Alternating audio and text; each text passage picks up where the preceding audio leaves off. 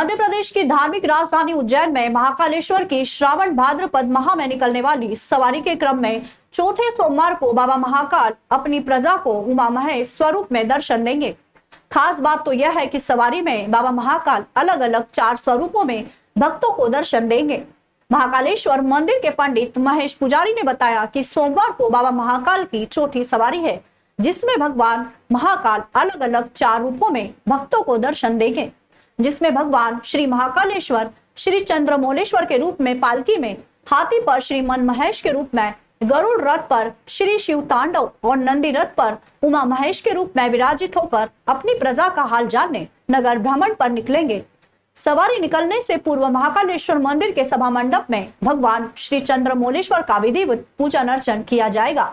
उसके पश्चात भगवान श्री चंद्रमौलेश्वर पालकी में विराजित होकर नगर भ्रमण पर निकलेंगे। मंदिर के मुख्य द्वार पर सशस्त्र पुलिस बल के जवानों द्वारा पालकी में विराजित भगवान को सलामी दी जाएगी।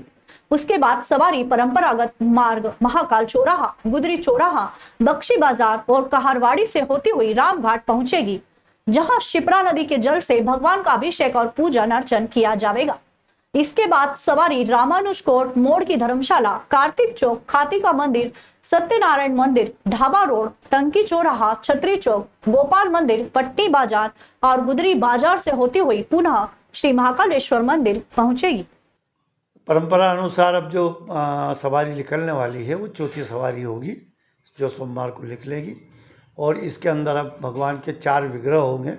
एक तो जो पालकी में जो ये चंद्रमौलेश्वर का स्थायी प्रतिमा रहेगी, उसके बाद है तो गरुड़ जी के ऊपर शिव तांडव की प्रतिमा रहेगी, और नंदी जी के ऊपर रजत चांदी की प्रतिमा जो होती है, जो शिव और पार्वती के स्वरूप में है, वो भगवान नंदी पे धारण होगा, और हाथी के ऊपर मन महेश।